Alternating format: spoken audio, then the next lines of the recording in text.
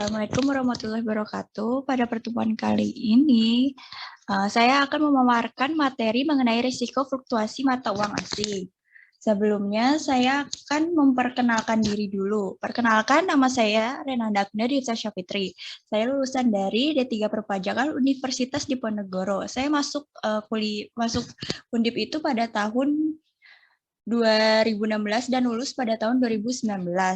Dan sekarang melanjutkan studi di Universitas 11 Maret, jurusan S1 Akuntansi.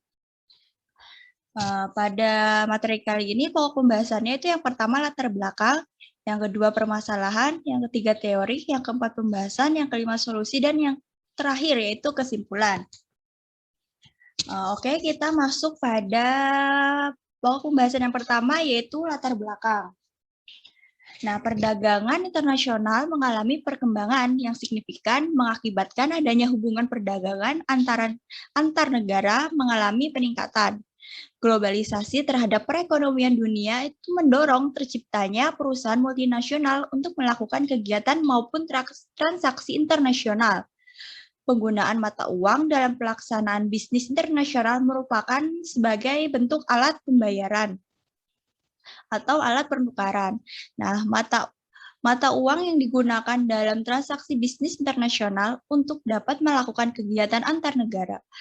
Nilai tukar memiliki pengaruh terhadap kegiatan investasi dikarenakan terdapat fluktuasi nilai tukar yang menjadikan investor lebih berhati-hati untuk melakukan investasi pada negara lain. Nah, resiko nilai tukar ini merupakan suatu potensi kerugian dari fluktuasi terhadap kurs sebuah mata uang asing apabila investor mempunyai eksposur valuta asing yang dipasarkan. Perusahaan multinasional dapat melakukan pengendalian terhadap tingkat eksposur nilai tukar dengan melakukan hedging. Hedging ini akan melakukan perlindungan terhadap aset suatu perusahaan terhadap kerugian, tetapi hedging ini juga dapat menghilang apabila terdapat keuntungan akibat dari peningkatan suatu nilai tukar. Selanjutnya masuk ke dalam pokok pembahasan yang kedua yaitu permasalahannya. Kegiatan bisnis internasional akan mengakibatkan perusahaan untuk menghadapi suatu risiko nilai tukar. Ketidakpastian suatu pergerakan nilai tukar akan dapat memberi pengaruh terhadap arus kas operasi perusahaan. Risiko fluktuasi nilai tukar yang terdapat dalam transaksi kegiatan internasional menjadi tantangan perusahaan multinasional untuk dapat menghindari ataupun mengurangi adanya fluktuasi nilai tukar. Nah, apabila permintaan itu meningkat, maka penawaran akan mengalami penurunan. Akibatnya, nilai tukar terhadap mata uang tersebut akan mengalami peningkatan. Permintaan suatu mata uang yang tetap ataupun menurun, maka nilai tukar terhadap mata uang tersebut akan mengalami pelemahan. Selanjutnya masuk ke dalam pembahasan teori. Nah, teori yang dipakai ini yaitu teori Purchasing Power Parity atau PPP.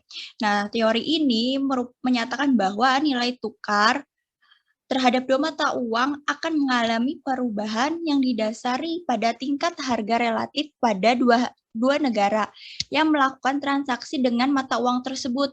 Nah, teori ini digunakan untuk melakukan perbandingan terhadap rata-rata biaya produk ataupun jasa antar negara. Teori ini melakukan analisis terhadap hubungan antara perubahan ataupun perbedaan dari tingkat inflasi terhadap fluktuasi nilai tukar. Nah, teori ini didasari pada hukum dari harga sejenis pada dua negara yang berbeda. Apabila dinilai dalam mata uang yang sama, maka akan sama pula. Selanjutnya ada metode dalam melakukan perdagangan internasional. Yang pertama yaitu perdagangan internasional. Nah, perdagangan ini merupakan pendekatan yang relatif konservatif yang digunakan perusahaan untuk dapat menembus pasar atau untuk dapat memperoleh pemasok dengan biaya yang rendah. Kemudian metode yang kedua yaitu lisensi. Lisensi akan mewajibkan perusahaan untuk dapat menyediakan teknologi seperti hak cipta, paten, merek dagang, ataupun nama dagang dengan imbalan atau manfaat lainnya. Yang ketiga yaitu waralaba. Nah, waralaba ini mewajibkan perusahaan untuk menyediakan atau membuat strategi dalam melakukan penjualan atau layanan khusus. Yang keempat yaitu usaha bersama. Usaha bersama ini merupakan ventura yang dimiliki serta dioperasikan bersama oleh 2 atau lebih perusahaan. Sebagian besar usaha bersama ini untuk memungkinkan 2 perusahaan untuk dapat menerapkan keunggulan yang komparatif. Yang kelima yaitu akuisisi operasi. Nah, perusahaan yang melakukan akuisisi terhadap perusahaan lain di luar negeri sebagai suatu alat penetrasi. Hal tersebut dapat memungkinkan perusahaan memiliki kendali terhadap bisnis asing dan dengan cepat memperoleh porsi pangsa pasar luar negeri. Dan yang terakhir yaitu pendirian anak perusahaan yang baru. Nah, pendirian anak perusahaan ini dapat menembus pasar luar negeri untuk dapat melakukan operasi baru untuk dapat memproduksi serta menjual produknya ke luar negeri.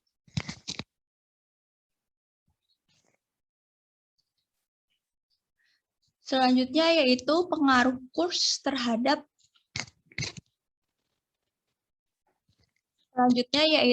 nilai tukar. Nah, nilai tukar dapat mencerminkan banyaknya satuan mata uang yang diperoleh baik dibeli maupun ditukar dan menggunakan satuan mata uang lainnya. Nah, nilai tukar ini memberikan pengaruh terhadap penanaman modal, dampak yang dapat diperoleh berdasarkan tujuan dari investor dalam menanamkan modalnya. Nah, nilai tukar dapat ditentukan berdasarkan permintaan serta penawaran terhadap mata uang asing pada pasar valuta asing. Nah, nilai tukar ini terbagi menjadi 2, yaitu yang pertama nilai tukar nominal. Nilai tukar nominal ini merupakan harga relatif dari harga barang yang berasal dari mata uang dari 2 negara. Nah, misalnya apabila dolar Amerika Serikat dan yen Jepang yaitu 120 yen per dolar. Nah, maka ditukar 1 dolar itu untuk 120 yen pasar uang. Sebaliknya apabila mata uang yen hendak ditukar pada mata uang dolar membutuhkan 120 yen untuk ditukar dengan 1 dolar Amerika Serikat. Kemudian yang kedua yaitu nilai tukar real. Nilai tukar real merupakan harga relatif terhadap barang yang berada di 2 negara. Nilai tukar real merupakan tingkatan untuk dapat melakukan perdagangan barang dari suatu negara kepada negara lain. Nilai tukar real merupakan nilai tukar yang telah dikoreksi terhadap harga relatif, yaitu harga yang berada pada negara lokal kemudian dibandingkan dengan harga di negara asing. Selanjutnya yaitu pasar valuta asing. Pasar valuta asing ini merupakan sebuah tempat untuk melakukan transaksi keuangan secara internasional dengan melakukan kegiatan pembelian atau permintaan serta penjualan atau penawaran. Nah, pasar valuta asing ini merupakan sebuah mekanisme di mana orang dapat melakukan transfer terhadap daya beli dari antar negara. Nah, memperoleh maupun menyediakan untuk melakukan transaksi perdagangan internasional. Pasar valuta asing dapat menimbulkan risiko akibat adanya fluktuasi mata uang. Selanjutnya yaitu pengaruh kurs terhadap bisnis. Nah, nilai tukar dapat mempengaruhi bisnis pada perdagangan internasional. Nah, UMKM yang melakukan perdagangan atau kegiatan antar negara dalam hal ekspor maupun impor terdapat 3 pengaruh kurs terhadap bisnis. Antara lain yaitu yang pertama, pengaruh kurs terhadap importir. Nah, perdagangan internasional melibatkan transaksi antara negara dalam memperoleh apa yang dibutuhkan, misalnya bahan baku. Nah, kurs dapat menentukan keuntungan yang diperolehnya. Apabila nilai rupiah melemah, maka harus dapat mengeluarkan uang yang lebih untuk melakukan impor, sehingga akan mengakibatkan kerugian dalam perusahaan dalam negeri. Nah, sebaliknya, apabila rupiah menguat, maka perusahaan dalam negeri akan mengalami keuntungan. Yang kedua yaitu pengaruh kurs terhadap eksportir. Dalam kegiatan ekspor perubahan terhadap nilai tukar akan memberikan keuntungan. Mata uang asing yang menguat, maka produk yang dijual akan mengalami kenaikan harga jual yang akan memberikan keuntungan bagi perusahaan dalam negeri. Yang terakhir yaitu pengaruh kurs terhadap hutang piutang. Kurs dapat berperan Kurs dapat berperan sebagai kegiatan hutang piutang luar negeri. Apabila rupiah melemah, mengakibatkan utang di luar negeri akan mengalami peningkatan.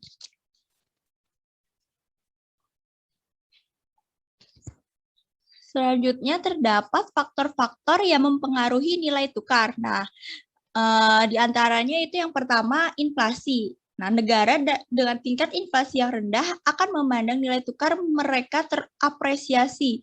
Inflasi rendah berdampak pada kegiatan ekspor yang tinggi serta permintaan terhadap mata uang domestik akan mengalami peningkatan. Sebaliknya, apabila suatu negara memiliki tingkat inflasi yang tinggi, maka akan memandang mata uang mereka itu terdepresiasi dikarenakan produk yang dihasilkan kurang kompetitif. Yang kedua yaitu suku bunga. Tingkat suku bunga negara lokal yang relatif tinggi terhadap pasar uang internasional akan meningkatkan aliran masuk modal terutama pada surat utang. Modal asing yang masuk akan mengakibatkan nilai tukar terapresiasi, sedangkan suku bunga rendah mengakibatkan nilai tukar tersebut akan terdepresiasi. Yang ketiga yaitu neraca perdagangan. Pembayaran dalam perdagangan internasional ini melibatkan nilai tukar mata uang. Nah, apabila ekspor lebih tinggi daripada impor, akan mengakibatkan permintaan mata uang lokal ini mengalami peningkatan, sehingga mata uang lokal ini terapresiasi. Yang keempat yaitu utang pemerintah. Utang pemerintah yang tinggi akan mengakibatkan gagal bayar yang tinggi juga. Nah, semakin besar risiko gagal bayar, maka semakin besar juga modal asing dapat meninggalkan negara tersebut sehingga mata uang lokal akan terdepresiasi. Kemudian yang kelima yaitu spekulasi. Kegiatan spekulasi dapat memperkuat modal yang ditanamkan pada suatu negara akan lari. Nah, spekulan ini biasanya mengambil keuntungan yang didapatkan dari peluang jangka pendek. Akibatnya, kurs mata uang menjadi fluktuatif. Yang keenam yaitu pertumbuhan ekonomi. Pertumbuhan ekonomi yang baik dicari oleh investor asing. Nah, kinerja ekonomi yang kuat akan memberikan pengembalian yang besar serta dapat mendorong investor asing untuk menanamkan modal pada negara tersebut. Selanjutnya yaitu eksposur nilai tukar. Nah, eksposur nilai tukar merupakan resiko yang timbul akibat fluktuasi nilai tukar mata uang. Nah, resiko ini memberikan pengaruh terhadap arus kas yang berpengaruh terhadap nilai perusahaan. Nah, terdapat 3 tipe eksposur nilai tukar. Yang pertama yaitu eksposur translasi atau bisa disebut dengan eksposur akuntansi. Nah, eksposur ini terbentuk akibat kebutuhan untuk melakukan pelaporan dan konsolidasi di mana laporan keuangan yang digunakan untuk kegiatan operasi di negara lokal menggunakan mata uang lokal sehingga perlu dikonversi atau diubah ke dalam mata uang yang digunakan oleh perusahaan induk. Kemudian yang kedua yaitu eksposur transaksi. Nah, eksposur transaksi ini digunakan untuk melakukan pengukuran terhadap nilai dari hutang ataupun piutang yang belum dipenuhi kewajibannya, yang pembentukannya sebelumnya ini melalui perubahan nilai tukar. Eksposur ini muncul akibat adanya kontrak transaksi yang mengikat arus kas masuk dan arus kas keluar dengan mata uang asing yang mendominasinya. Nah, apabila terjadi perubahan nilai tukar pada saat di antara penerimaan ataupun pengeluaran uang dengan saat transaksi terjadi akan mengakibatkan keuntungan maupun kerugian. Selanjutnya yang ketiga yaitu eksposur operasi. Eksposur operasi ini digunakan untuk melakukan pengukuran terhadap present value perusahaan yang diakibatkan oleh perubahan arus kas operasional di masa datang yang diperoleh dari fluktuasi nilai tukar yang tidak diharapkan. Perusahaan yang melakukan perdagangan internasional dan memperoleh pendapatan ataupun pengeluaran dalam mata uang asing akan memiliki eksposur operasi. Nah, eksposur operasi ini dapat diukur dengan melalui peramalan terhadap keseluruhan eksposur transaksi perusahaan pada masa depan bersama dengan keseluruhan eksposur yang diperoleh dari kompetitor serta potensi kompetitor. Selanjutnya yaitu hedging. Hedging ini merupakan strategi untuk dapat mengurangi risiko yang timbul akibat naik turunnya harga. Sebelum dilakukannya hedging, hedger memegang sejumlah aset awal. Kemudian setelah dilakukannya hedging, hedger ini memegang sejumlah aset awal serta instrumen tertentu. Portofolio hedging mempunyai risiko yang lebih rendah apabila dibandingkan dengan risiko aset awal. Kegiatan hedging dapat merealisasikan keuntungan yang telah ditargetkan. Apabila terdapat penyimpangan, maka penyimpangan tersebut tidak terlalu jauh dari yang ditargetkan. Kemudian derivatif untuk hedging. Nah, derivatif merupakan sebuah perjanjian dari dua pihak yang melakukan penjualan barang maupun pembelian barang dengan waktu yang telah ditentukan pada masa depan dengan harga yang telah disepakatinya sekarang. Nah, derivatif untuk hedging ini dapat menggunakan opsi. Opsi tersebut diantaranya yang pertama, nah, opsi ini merupakan kontrak derivatif yang memberikan pilihan untuk melakukan penjualan ataupun pembelian sesuai dengan yang ada di dalam kontrak tersebut. Nah, opsi banyak di perdagangan pada bursa, tetapi yang paling sering digunakan yaitu terhadap kesepakatan antar perusahaan dengan bank. Nah, opsi ini terdiri dari dua, opsi beli dan opsi jual. Opsi beli ini digunakan untuk melakukan perlindungan terhadap kenaikan harga nilai tukar ataupun harga komoditas yang digunakan oleh pemegang opsi untuk melakukan transaksi jangka pendek. Kemudian ada opsi jual. Opsi jual ini digunakan untuk sarana hedging untuk memberikan perlindungan terhadap penurunan nilai mata uang atau protective put. Selanjutnya yaitu ada kontrak futures.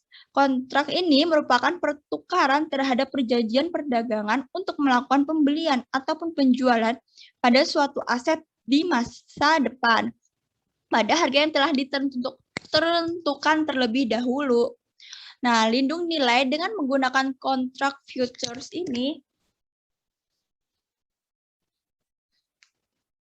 yaitu penukaran sejumlah mata uang asing atau pembelian dalam jumlah tertentu dan pada tanggal tertentu yang telah disepakati. Kemudian yang terakhir yaitu kontrak swap. Kontrak swap ini merupakan pengaturan yang dilakukan oleh kedua belah pihak untuk melakukan penukaran terhadap suatu aliran arus kas untuk aliran kas lainnya yang didasari pada kesepakatan atau perjanjian yang telah ditentukan pada saat pembuatan kontrak. Selanjutnya yaitu masuk ke dalam pembahasan. Teori purchasing power parity ini digunakan untuk melakukan perbandingan terhadap rata-rata biaya produk ataupun jasa antar negara. Nah, teori ini melakukan analisis terhadap hubungan antara perubahan atau perbedaan dari tingkat inflasi terhadap fluktuasi nilai tukar. Nah, nilai tukar dapat mencerminkan banyaknya satuan mata uang yang diperoleh baik dibeli maupun ditukar dengan menggunakan satuan mata uang lainnya. Pasar valuta asing ini merupakan sebuah mekanisme di mana orang dapat melakukan transfer terhadap daya beli dari antar negara, memperoleh maupun menyediakan untuk melakukan transaksi perdagangan internasional. Terdapat beberapa faktor yang mempengaruhi nilai tukar yang dapat menimbulkan risiko nilai tukar, yaitu yang pertama inflasi, suku bunga, neraca perdagangan, utang pemerintah, spekulasi, dan pertumbuhan ekonomi. Nah, eksposur nilai tukar ini merupakan risiko yang timbul akibat fluktuasi nilai tukar mata uang. Risiko ini memberikan pengaruh terhadap arus kas yang berpengaruh terhadap nilai perusahaan. Nah, terdapat 3 tipe dasar eksposur nilai tukar, yaitu eksposur translasi, eksposur transaksi, serta eksposur operasi. Nah, kegiatan dengan menggunakan mata uang asing akan menimbulkan risiko fluktuasi nilai tukar. Risiko fluktuasi nilai tukar ini dapat dilakukan dengan menggunakan hedging. Nah, kemudian derivatif untuk hedging ini dapat menggunakan opsi diantaranya opsi beli, opsi jual. Opsi beli ataupun opsi jual, kontrak futures, maupun kontrak swap. Masuk ke pembahasan yang kelima yaitu solusi. Nah,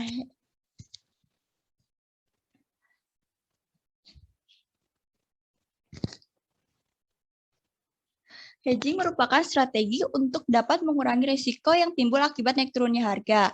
Portofolio hedging ini mempunyai risiko yang lebih rendah apabila dibandingkan dengan risiko aset awal. Kegiatan hedging dapat merealisasikan keuntungan yang telah ditargetkan. Apabila terdapat penyimpangan, maka penyimpangan tersebut tidak terlalu jauh dari yang telah ditargetkan. Nah, derivatif merupakan sebuah perjanjian dari dua pihak yang melakukan penjualan barang maupun pembelian barang dengan waktu yang telah ditentukan pada masa depan dengan harga yang telah disepakati sekarang. Nah, selanjutnya pokok pembahasan yang terakhir yaitu kesimpulannya. Nah, kesimpulannya yaitu nilai tukar memiliki pengaruh terhadap kegiatan investasi dikarenakan terdapat fluktuasi nilai tukar yang menjadikan investor itu lebih berhati-hati untuk melakukan investasi pada negara lain. Nah, nilai tukar dapat mencerminkan banyaknya satuan mata uang yang diperoleh, baik dibeli maupun ditukar dengan menggunakan satuan mata uang lainnya.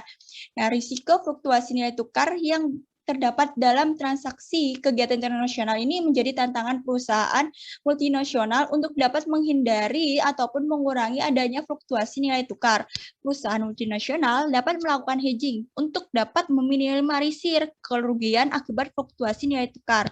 Perusahaan multinasional dapat menggunakan berbagai cara untuk melindungi nilainya, yaitu dengan melakukan opsi, kontrak future, maupun kontrak swap. Sekian pemaparan materi dari saya. Mohon maaf apabila banyak terjadi kesalahan. Terima kasih. Selanjutnya saya akan membuka sesi tanya jawab untuk 3 penanya terlebih dahulu. Boleh diajukan pertanyaannya dengan raise hand ya. Terima kasih.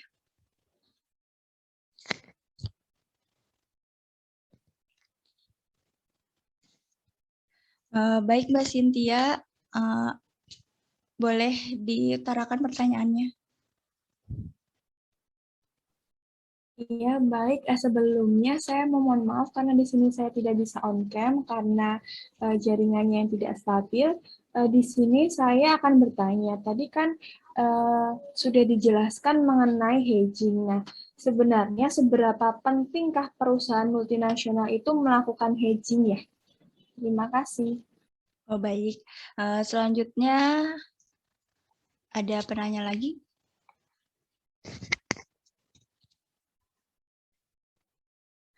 Baik, Mbak Nurika.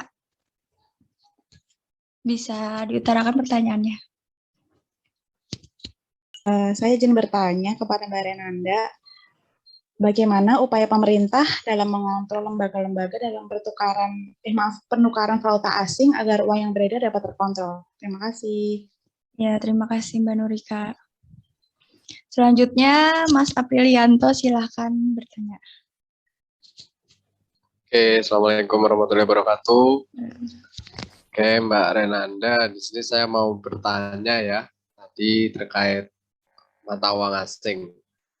Nah, apakah dalam perubahan sistem kurs mata uang mengambang terkendali dapat berfluktuasi tinggi? Nah, terus selanjutnya itu kayak gini, apakah sistem ekonomi itu dapat membuat kurs mata uang itu stabil atau tidak? Kayak contoh kan beberapa negara kan menggunakan sistem ekonomi yang berbeda ya Mbak ya. Nah itu tolong dijelaskan kaitannya antara sistem ekonomi dan kurs mata uang. Terima kasih Mbak. Assalamualaikum warahmatullahi wabarakatuh. Waalaikumsalam warahmatullahi wabarakatuh. Saya akan menjawab pertanyaan dari Mbak Cynthia terlebih dahulu. Pertanyaan Mbak Cynthia itu kan seberapa pentingnya perusahaan multinasional melakukan hedging. Nah,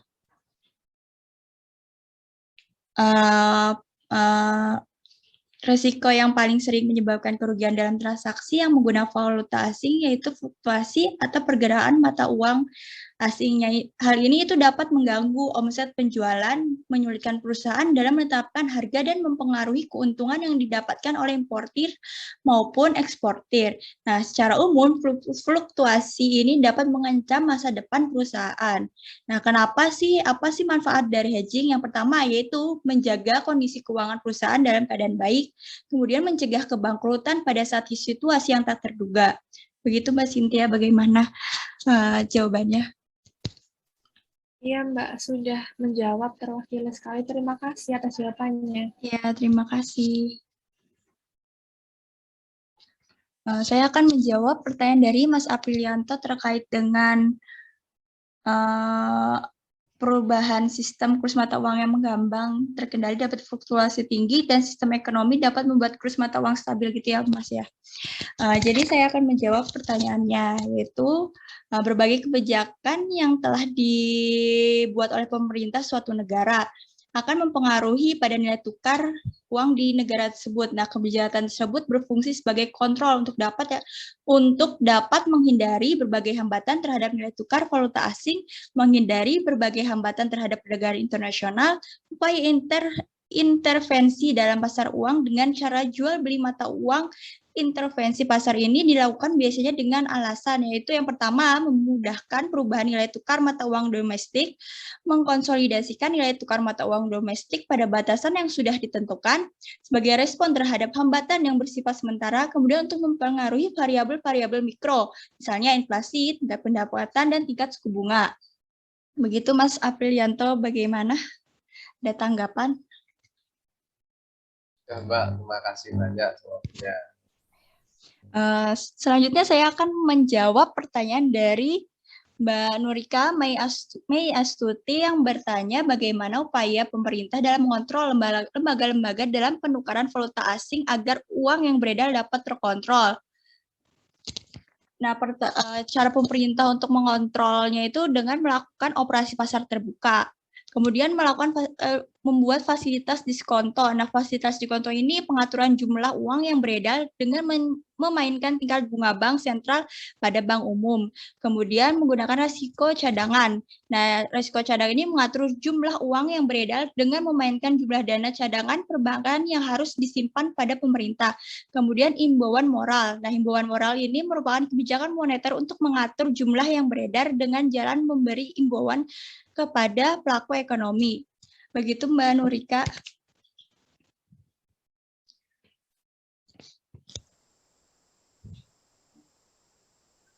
Jelasnya. Baik, bagaimana Mbak Nurika atas jawabannya?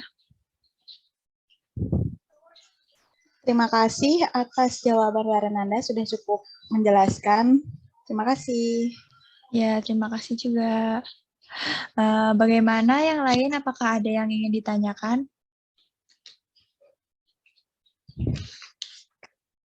Baik, kalau begitu saya tutup pertemuan kali ini. Terima kasih untuk para partisipan yang telah bergabung pada materi kali ini. Mohon maaf apabila terjadi banyak kesalahan. Terima kasih. Wassalamualaikum warahmatullahi wabarakatuh. Waalaikumsalam warahmatullahi wabarakatuh.